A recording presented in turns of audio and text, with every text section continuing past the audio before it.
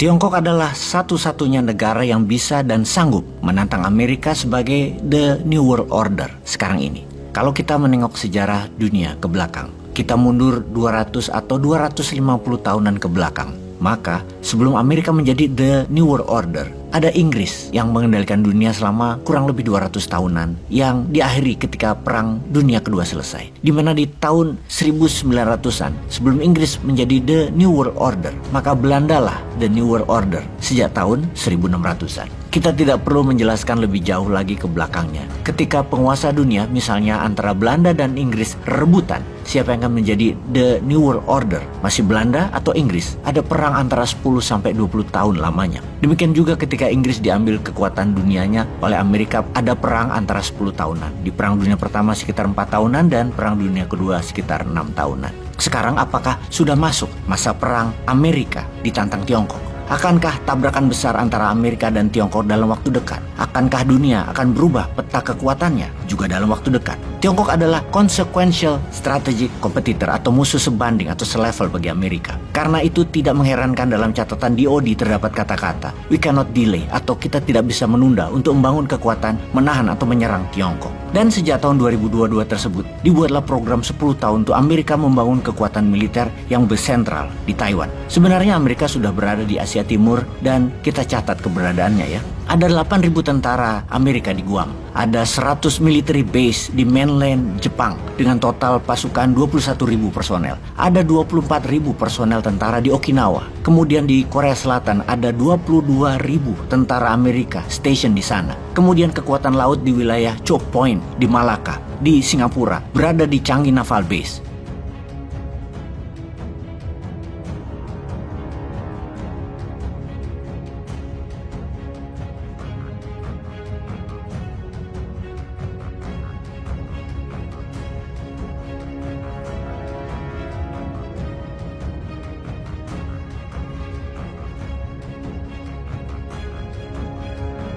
Kemudian dalam catatan Department of Defense Amerika di tahun 2022, kekuatan armada dan personil di wilayah Asia Timur dan Asia Tenggara, Indo-Pasifik dianggap tidak cukup kuat. Kurang. Amerika akan melakukan integrated deterrence atau pencegahan yang terintegrasi dengan seksama atau holistik. Selain daripada membangun kekuatan di basis militer yang telah ada, Amerika akan membangun dengan aliansi mitra negara sekutunya. Intinya dari integrated deterrence ini adalah tujuannya mengkonten China atau mengkontainerkan Tiongkok, dimasuk kotakkan Tiongkok, dikepung dan dikunci. Amerika mulai dari Jepang, di mana kita sudah infokan tentang Pulau Mageshima yang telah dimulai pembangunannya. Kemudian ada Amami Oshima Island, diletakkan peluru kendali misil jarak jauh, long range missile, dan misil anti-ship. Kemudian Pulau Okinawa yang ditambah kekuatannya termasuk anti radar dan rudal balistik.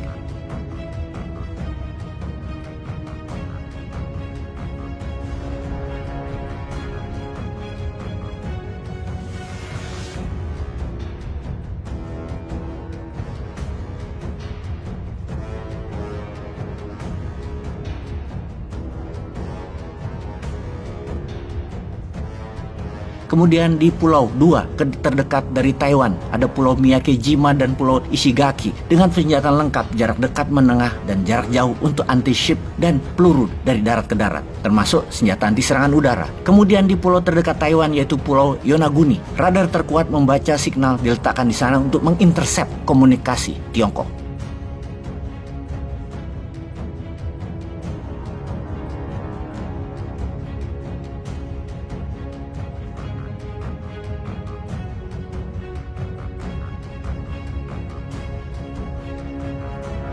Apa yang Jepang dan Amerika lakukan adalah untuk mengkonten Tiongkok, di mana Tiongkok akan tidak bebas berjalan atau melakukan misi maritim. Jika kapal dagang mereka mau ke Amerika Selatan misalnya, mau ke Peru, mau ke Meksiko, mau ke Amerika atau ke Kanada misalnya, semua diawasi oleh barisan militer dan peluru tajam misil. Peluru tajam misil. Nggak kayak lewat Selat Makassar, Selat Sumbawa, Selat Sunda. Nggak ada peluru tajam misil Indonesia yang ada di sana. Ya lewat aja kapal asing itu. Kembali ke Jepang. Jepang untuk membangun kekuatan senjatanya ternyata harus meningkatkan anggaran pertahanan 2 kali lipat. Di mana 97% belanja senjata adalah dari Amerika. Wis, pinter iki Amerika kalau urusan dagang begini. Kita lanjut. Secara pertahanan militer yang dilakukan Jepang dan Amerika adalah island chain strategy. Strategi rantai pulau yang disambung-sambung dengan kekuatan misil dan peluru saling silang. Tidak berhenti di Jepang, Amerika membangun pangkalan juga di negara selatannya, yaitu Filipina. Kita tahu sejarah Amerika dengan Filipina. Selama puluhan tahun, Filipina itu dijajah Amerika. Bahkan ketika Filipina merdeka, pangkalan militer Amerika di Filipina masih bercokol sampai tahun 90-an dengan naval base di Teluk Subic yang terkenal. Filipina agaknya punya kekesalan terhadap Tiongkok karena 9 dash line Tiongkok mengambil 2/3 wilayah laut nelayan Filipina atau Laut Barat Filipina atau West Philippine Sea. Sekarang setiap hari nelayan Filipina diusir dan diganggu Coast Guard-nya Tiongkok yang mengawal nelayan Tiongkok mengambil ikan di wilayah Laut Barat Filipina. Apa yang dilakukan Filipina? Filipina main 2 kaki. Dan di sisi Amerika tetap diambil peluang untuk menancapkan kaki di Filipina. Dan di tahun 2014, setelah 22 tahun vakum, Amerika balik lagi ke Filipina. Kembali ke Fort Magsaysay Airfield, kembali ke Basa Air Base, lalu membangun Mactan Benito Base, Antonio Bautista Base.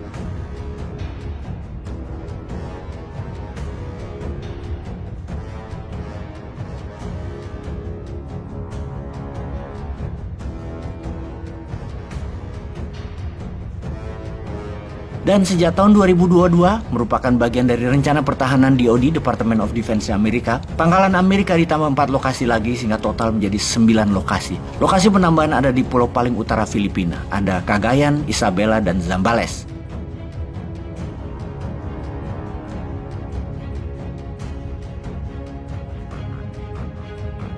Kalau kita simpulkan, saat ini Amerika lagi membangun dengan kecepatan penuh dari Pulau Mageshima sampai Singapura sebagai kekuatan yang belum pernah Amerika bangun dalam 80 tahun terakhir. Kekuatan navalnya dengan strategi rantai pulau. Bukan berhenti hanya sampai Singapura, maka sebagai dukungan penuh ada Australia yang siap di paling selatan untuk menjaga Samudra Hindia. Apa yang Australia bangun kekuatannya dengan Amerika? Kekuatan submarine atau armada kapal selam tercanggih di dunia dengan tenaga nuklir yang bisa menyelam tanpa muncul di atas permukaan laut lebih dari 2 bulan. Amerika memberi teknologi nuklir kapal selam itu gratis ke Australia. Berpangkalan di Perth Stirling Naval Base,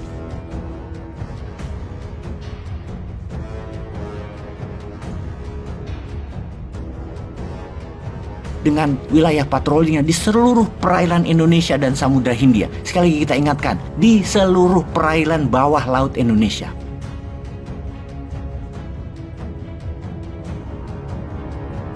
Oke, sebentar. Kalau begini-begini Indonesia itu tahu nggak sih? Kok adem-adem baik? Gak ada tindakan apapun bahwa tetangga kita tuh sudah semua siap-siap berperang. Kapal selam muter-muter di wilayah Indonesia. Tahu nggak sih begini-beginian? Apa terlalu sibuk kampanye? Awas loh, Natuna hilang.